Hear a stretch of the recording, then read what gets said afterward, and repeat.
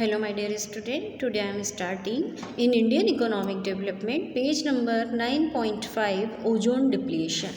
Ozone एक layer है जो हमारे एटमॉस्फेयर में बहुत ऊंची है और वो लेयर हमें प्रोटेक्ट करती है सन रेज से। सन में से जो हमारे लिए हानिकारक यानी हार्मफुल रेजेस निकलती हैं उनसे हमें प्रोटेक्ट करने का काम करती है। Ozone depletion refers to destruction of ozone in the ozone layer due to presence of chlorine from man made chlorofluorocarbons and other forces. कि जो एनवायरनमेंट में ओजोन लेयर है उसमें छेद होने लगे हैं, वो डिप्लेक्ट होने लगी, डिस्ट्रक्शन होने लगा है। क्यों होने लगा है? कि हमारा क्लोरोफ्लोरोकार्बन यानी CFC बढ़ता जा रहा है, इस वजह से हो रहा है। कॉजेज ऑफ ओजोन डिप्लेशन, क्या रीज़न है? The problem of ozone depletion is caused by high level of chlorine and bromine compounds in the stratosphere. The origin of these compound is CFC which is used as cooling substance in AC and refrigerator। कि refrigerator और AC को cool करने के लिए जो chlorofluorocarbon है उसकी वजह से ओजोन डिप्लेशन हो रहा है। Aerosol propellants and bromofluorocarbons halons which is used in free extinguisher, fire extinguisher. आग बुझाने वाला जो फायर एक्सटिंग्विशर होता है उसमें से जो गैस निकलती है उसकी वजह से भी ओजोन डिप्लेशन हो रहा है। Main effects of ozone depletion, UV ultraviolet, इसके इफेक्ट्स क्या हैं ओजोन डिप्लेशन होने के?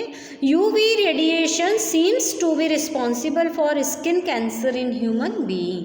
कि अल्ट्रावायलेट रेजेस की वजह से इंसानों में स्किन कैंसर होने की प्रॉब्लम्स हो गई हैं। UV radiation lowers production of phyto plankton which affects other aquatic organism. UV radiation की वजह से समुद्री जीव जंतु एक्वेटिक ऑर्गेनिज्म को नुकसान हो रहा है। UV radiation can also influence the growth of terrestrial plants. Montreal protocol, Montreal protocol क्या होता है? As ozone layer prevents most harmful wavelengths of ultraviolet light from passing through the earth atmosphere, its depletion has generated worldwide concern. It has led to adoption of the Montreal Protocol. Montreal Protocol.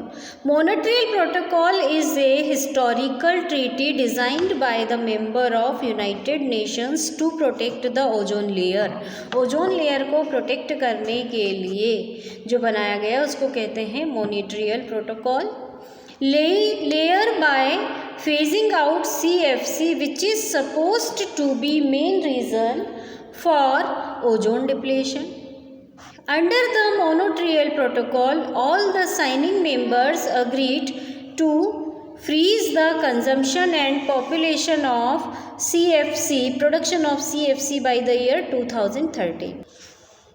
India signed the Montreal Protocol along with its London amendments on 17 September 1992. The Montreal Protocol has significantly reduced the problem of CFC, burden of CFC in the stratosphere and helped in ozone recovery. State of India's environment, Bharat में environment कैसा है? India has abundant natural resources in terms of rich quality of soil, hundreds of rivers and tributaries, lush green forest, plenty of mineral deposits etc. कि भारत का जो environment है वो काफ़ी rich है।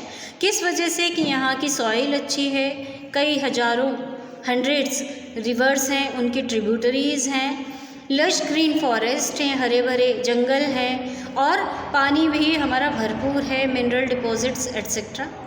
The black soil is the Deccan plateau is particularly suitable for cultivation of cotton. कि जो हमारे यहाँ काली मिट्टी है, ब्लैक सॉइल है, वो कल्टीवेशन ऑफ कॉटन यानी कपास को उगाने के लिए बहुत अच्छी है। Leading to concentration of textile industries in this region. The Indo-Gangetic plains spread from the Arabian Sea to the Bay of Bengal are one of the most fertile. Indo Gangetic plains जो हैं, Gangetic plains, Indo Gangetic plains जो हैं वो Arabian सी से लेके बे of Bengal तक फैले हुए हैं और जो कि पूरी तरह से बहुत अच्छे फर्टाइल हैं. Intensely cultivated and densely populated region in the world. India's forest though unevenly distributed provide green cover of a majority of its population and natural covers for its life. Large deposit of iron ore, coal and natural gas are found in the country. कि हमारे देश में बहुत iron और natural gas ये सब बहुत हमें मिलती है. India alone accounts for nearly 20% of the world's total iron ore reserves. कि पूरे वर्ल्ड में जितना आयरन ओर है उसका 20% पार्ट इंडिया में मिलता है.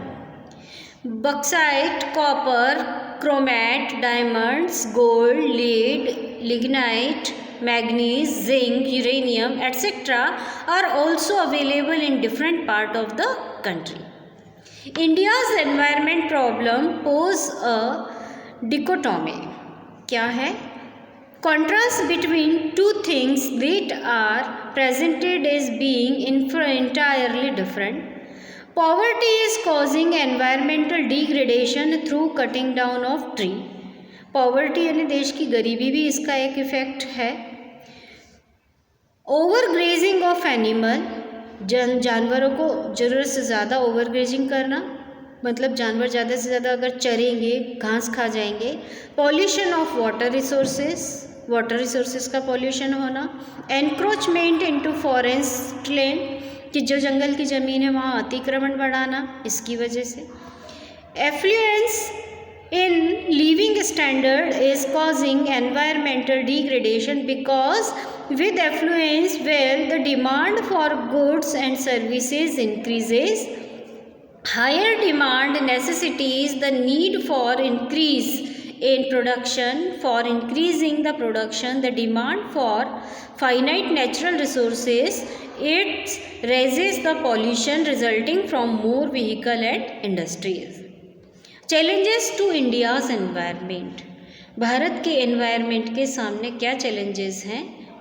फर्स्ट है land degradation of the forest and deforestation, soil erosion, biodiversity loss and air pollution. First point है land degradation. Land degradation refers to decline in the overall quality of soil. Land degradation का मतलब हो गया कि soil की overall quality घटती चली जाना, खराब होती चली जाना, लैंड डिग्रेडेशन कहलाता है. वाटर और vegetation condition commonly caused by human activities. It occurs through natural and manmade process of wind erosion. और ऐसा क्यों होता है? नेचुरली तरीके से भी होता है और लोगों के द्वारा भी होता है. water erosion and water lodging. In India, land suffers from different type of degradation. Bharat में ज़मीन कई प्रकार से डिग्रेडेशन का कारण बन रही है. Mainly because of unstable use and inappropriate management practices. Such kind of degradation leads to the loss of invaluable nutrients and lower food grade production. Poor land use practices are responsible for the rapid land and degradation in India. Causes of land degradation. Land degradation होने के क्या कारण हैं? Loss of vegetation due to deforestation, कि जंगल कटते जा रहे हैं इसलिए वेजिटेशन भी कम होती जा रही है. ओवर ग्रेजिंग यानी जानवरों को चराना. ज़रूरत से ज़्यादा अगर हम करेंगे तो नेचुरल पेस्चर्स और स्टॉकिंग इंटेंसिव्स जो हैं वो लाइव स्टॉक कैरिंग कैपेसिटी से बाहर हो जाएंगे, वो ख़त्म हो जाएंगे. एनक्रोचमेंट इनटू फॉरेस्ट लैंड, जंगलों की जो ज़मीन है वहाँ पर अतिक्रमण होता जा रहा है. Non adoption of adequate soil conservation measures, unsustainable fuel, would and fodder extension, improper crop rotation, industry indiscriminate use of agrochemical such as fertilizers and pesticides. improper planning and management of irrigation system, extractive groundwater in excess of the recharge capacity, poverty of the agriculture dependent people, shifting cultivation, ये सारे reason हैं land gradation के। अब इसके बाद आएगा degradation of forest और deforestation. Deforestation यानी जंगलों का कम होता चला जाना। Deforestation involve the permanent destruction of indigenous forest and Woodlands. जहाँ से हमें लकड़ियाँ मिलती हैं, जड़ी बूटियाँ मिलती हैं, उन जंगलों का धीरे धीरे कम होता जाना डिग्रेडेशन ऑफ फॉरेस्ट कहलाता है। इसके बाद आता है सॉइल इरोजन। सॉइल इरोजन यानी मिट्टी का कम होता जाना, मिट्टी का कटाव होता जाना।